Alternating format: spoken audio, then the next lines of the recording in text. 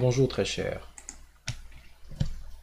Nous allons essayer d'examiner aujourd'hui comment personnaliser son système, surtout s'il est basé sur Manjaro, la version XFCE, parce que Manjaro est disponible dans plusieurs flavors. Beaucoup de ces modifications passent par le gestionnaire des paramètres. Alors le gestionnaire des paramètres, pour pouvoir y avoir accès, vous pouvez passer par le menu démarrer. Puis, dans la partie supérieure du menu démarrer, à côté de votre nom qui identifie l'utilisateur actif et du bouton qui permet de se déconnecter ou de fermer la session, vous avez le bouton qui lance le gestionnaire des paramètres. Il est également possible, si vous êtes sur un bureau XFCE, que ce soit sur Manjaro ou n'importe quelle autre distribution, de cliquer avec le bouton droit dans une partie vide de votre bureau, puis dans la section applications, ensuite menu paramètres et enfin gestion de paramètres. Ça va donc vous donner accès au gestionnaire des paramètres qui, dans les moindres petits détails, sera capable de vous aider à personnaliser l'apparence de votre environnement de travail. Parmi les choses qu'on peut changer, il y a la résolution. Alors Linux est assez performant dans la gestion de votre carte graphique sans avoir nécessairement besoin que vous installiez certains pilotes ou drivers, bien que avec certaines cartes graphiques ce sera peut-être un peu délicat. Mais dans la plupart des cas, il va tirer le meilleur parti possible de votre carte graphique. Ceci dit, parfois on a des cartes graphiques extrêmement puissantes et le rendu qui en résulte ne nous convient pas nécessairement. Alors si c'est votre cas, il est possible de venir à partir du gestionnaire de paramètres dans la section matériel, puis précisément dans la section affichage. Alors si vous avez différents écrans, ils devraient apparaître ici, et pour chaque écran vous pouvez choisir la résolution. Moi par exemple je suis en 1200 x 720. Il peut y avoir des instances où ça pourrait me paraître un peu grand. Donc, je pourrais opter pour une résolution beaucoup plus petite, comme par exemple 1024 par 768. Je clique sur appliquer. Et là, mon écran va bien entendu devenir beaucoup plus petit. Dans certains cas, quand l'écran devient plus petit, ça rend les écritures un peu plus grandes, donc ça peut convenir à certaines personnes, tout dépendant de votre cas. Mais si vous n'avez pas de préférence particulière ou alors de problème en particulier, vous pourrez toujours laisser votre résolution à ces valeurs spécifiques.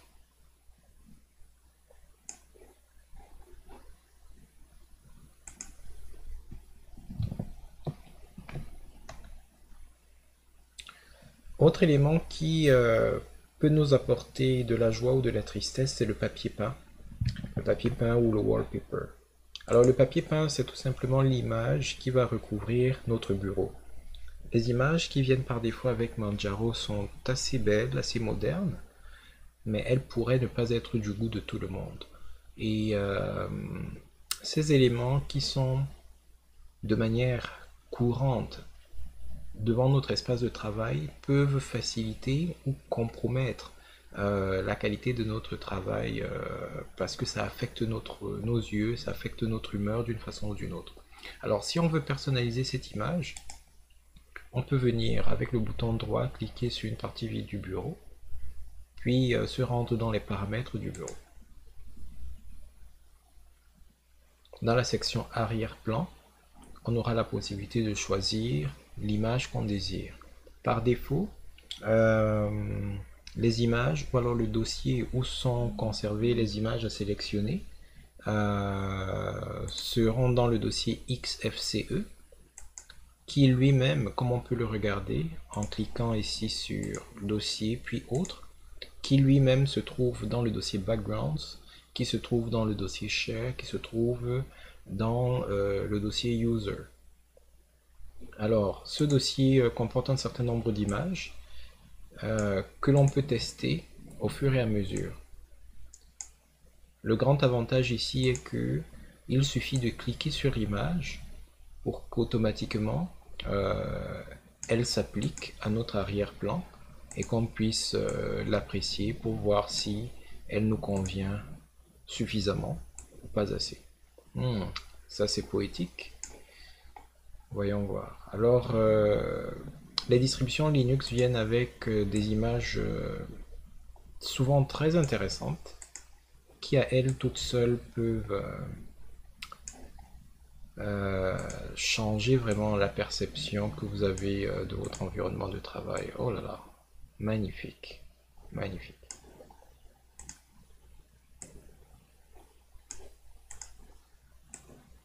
Super.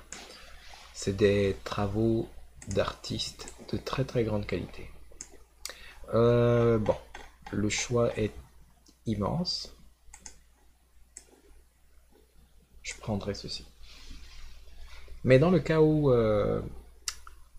les images fournies ne vous conviennent pas, vous avez toujours la possibilité de cliquer sur Autre et d'explorer par exemple celles qui font partie du dossier Backgrounds. Vous voyez qu'on a par exemple Illyria plutôt. On a les images de 2018. C'est une autre série d'images. Ah, on dirait que c'est le même contenu à peu près. On a les papiers peints de la version 18.0 de Manjaro.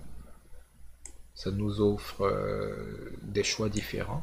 Donc tout dépend vraiment de ce que vous recherchez.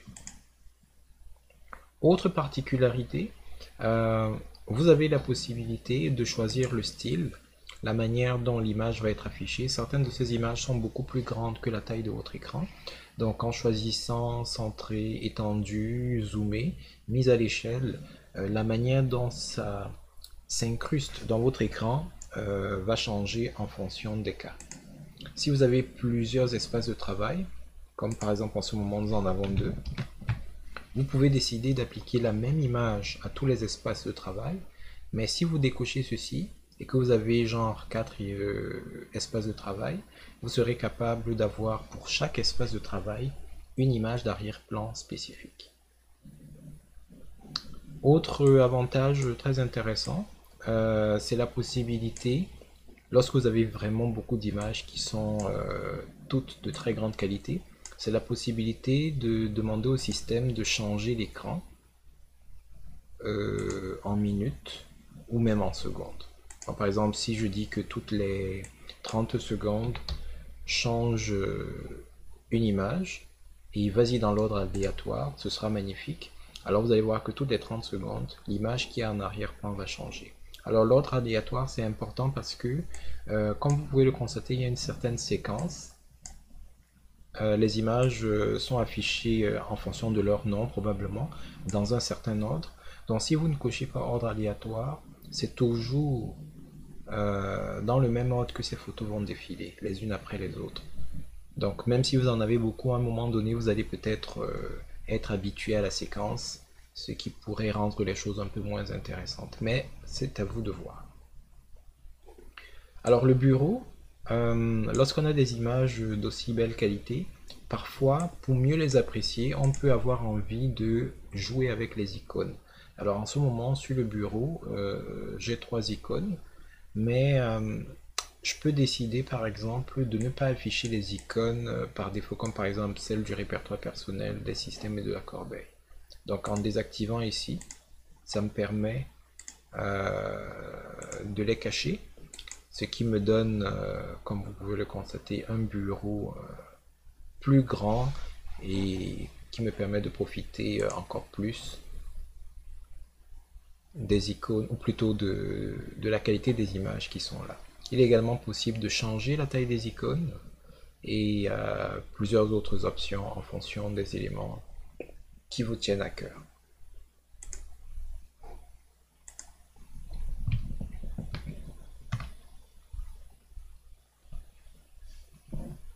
Alors, l'apparence générale de votre distribution ou encore son thème peut être modifié à partir du gestionnaire de paramètres. Donc pour activer le gestionnaire de paramètres, cette fois-ci on ira dans le menu démarrer, commande tous les paramètres. Dans la zone apparence, qui fait partie de la section personnelle, on a la possibilité de changer le style global, le thème, c'est-à-dire la mise en forme globale de notre environnement de travail. Ça va affecter les fenêtres, parfois même la couleur des icônes, on le verra un peu plus tard. Donc, en ce moment, c'est Adapta Eta Maya qui est activé. Je vais ouvrir une fenêtre juste pour que vous voyez quel est l'impact que ça a sur mon environnement. Ok, voici la fenêtre. Donc si je décide de passer à Adapta Maya, bon, le changement est très subtil. Prenons quelque chose de plus brutal. Là, vous pouvez constater que ce qui est mis en surbrillance est plutôt bleu, alors qu'ici, quand c'était en surbrillance, c'était une sorte de vert turquoise, etc. Donc, en cliquant sur les thèmes les uns après les autres, vous aurez l'occasion de voir comment est-ce que ça affecte l'apparence de vos fenêtres, surtout au niveau du contenu. Alors, c'est une question de goût. Et les goûts, tous les goûts sont dans la nature. Donc, certaines choses peuvent vous plaire et être un traumatisme pour vos voisins. Donc, c'est à vous de voir ce qui vous conviendra le mieux. Pour ma part, le Adapta Eta Maya, il était pas mal. Le contraste était intéressant.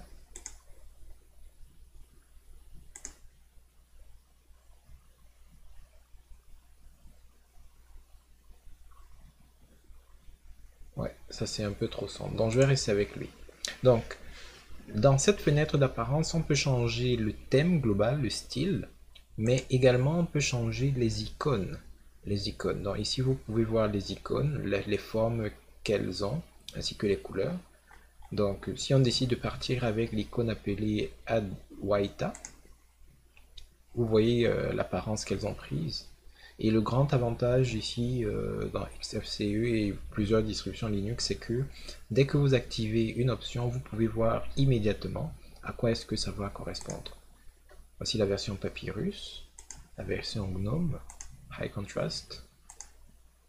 Adapta Maya, c'est celle, plus ou moins celle que nous avions. La version Papyrus, Papyrus Dark, Dark Maya, Papyrus Light, Papyrus Maya. Donc, je vais prendre ePapyrus.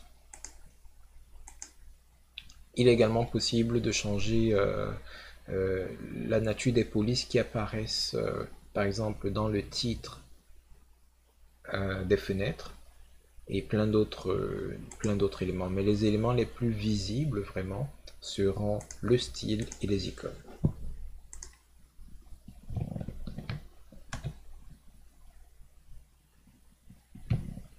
Gestion des fenêtres maintenant. Toujours dans le gestionnaire de paramètres, on a la possibilité d'aller dans la section gestion des fenêtres, qui elle aussi nous permettra d'affecter un style, une apparence particulière aux fenêtres. Contrairement à l'apparence, au thème qui gérait principalement le contenu, l'affichage du contenu des fenêtres, le gestionnaire des fenêtres, lui, il va s'attaquer à la décoration des fenêtres, c'est-à-dire les barres des titres, le pourtour des fenêtres, les barres de défilement, la couleur ou alors la forme et la position des boutons qui sont dans les fenêtres. Donc le thème actuellement c'est Adapta Maya. Si je prends par exemple Cocody, vous pouvez constater que ici, au niveau de la barre des titres, la forme a changé, la couleur a changé, et même les icônes ont changé. Donc on peut changer matcha AI, pas mal. Matcha si, matcha AI.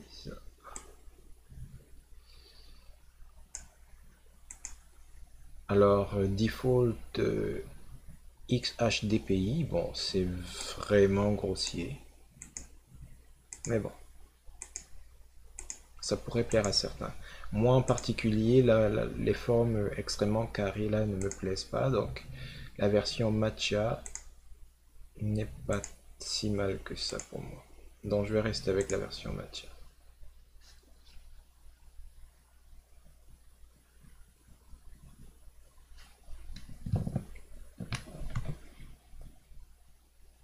Le tableau de bord. Le tableau de bord,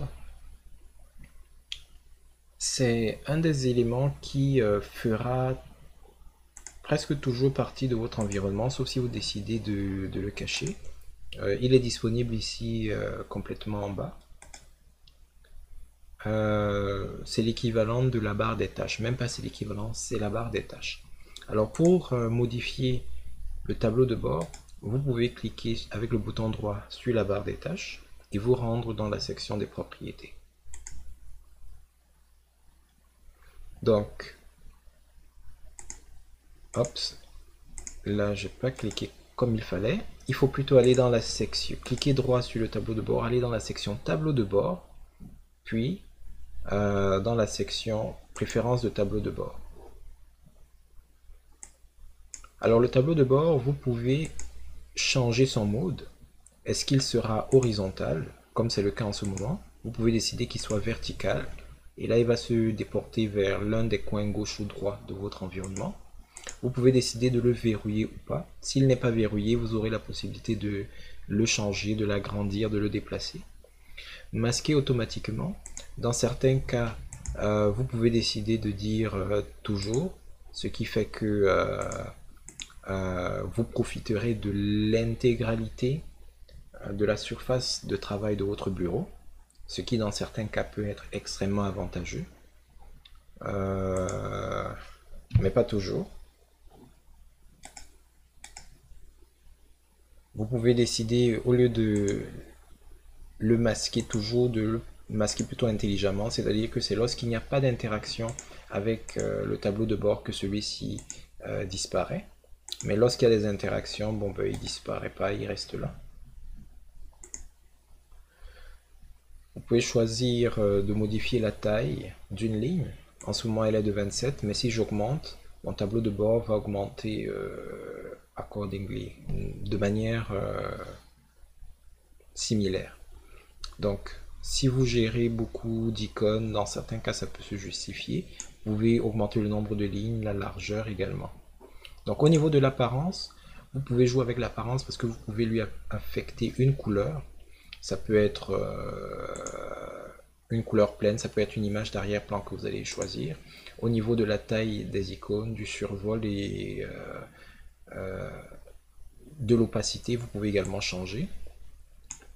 Là, par exemple, je suis en train de dire que lorsque le tableau de bord est survolé, il faudrait que l'opacité soit de 27%. C'est la raison pour laquelle lorsque le pointeur de la souris passe au-dessus,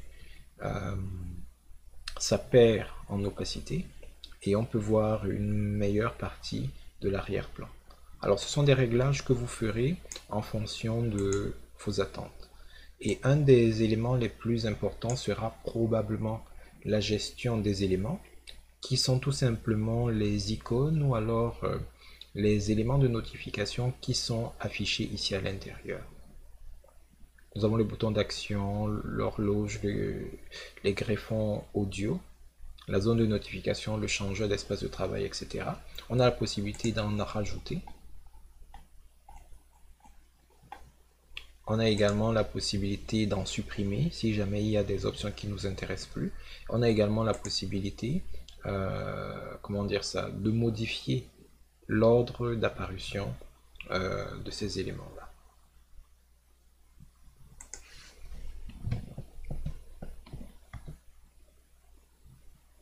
Système de fichiers. Alors, lorsqu'on a fini d'installer un nouveau système et qu'on est sur le point de l'utiliser, Euh, une des choses à faire, c'est de préparer un système de fichiers qui va accueillir tout ce qu'on aura comme travail, comme manipulation à effectuer. À l'avance, on pourrait ne pas connaître tous les dossiers dont on aura besoin, mais on a quand même une idée plus ou moins précise de ce qu'on aura à faire. L'un des grands avantages des systèmes d'exploitation modernes, c'est que ils viennent avec des préconfigurations qui cadrent avec la plupart de nos attentes, de nos utilisations.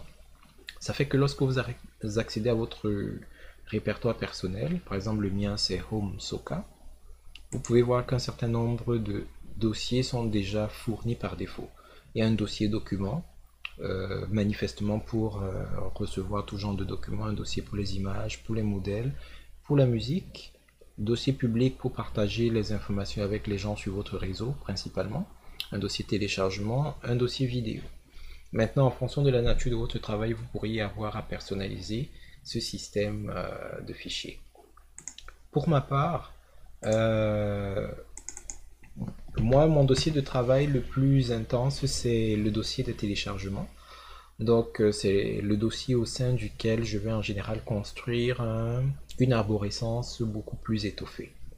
Donc, pour vous aider, on a fourni une arborescence minimale que vous pourrez télécharger grâce au lien qui est sur l'article associé. Vous pourrez trouver l'article sur sokawakata.com. Vous n'avez qu'à enregistrer le fichier et vous n'avez qu'à extraire son contenu. Donc tous ces dossiers, on va les couper et les mettre ici. Donc le dossier application, c'est tout simplement pour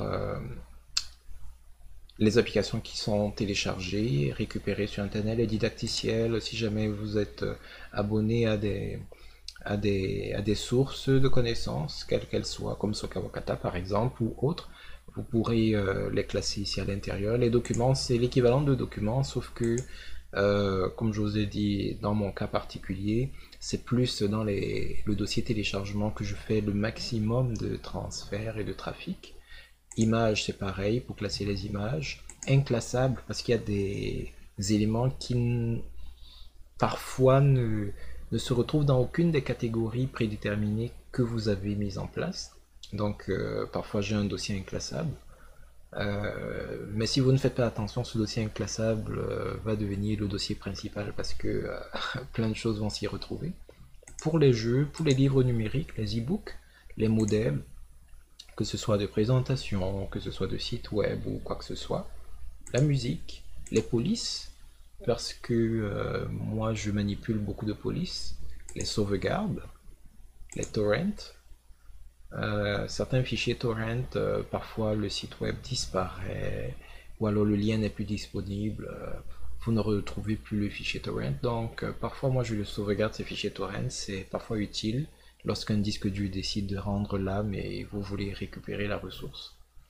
Et puis un dossier vidéo. Bon, les autres dossiers app et uns, ils étaient là avant, donc n'en tenez pas compte du tout. Donc merci et personnalisez bien votre système. À très bientôt.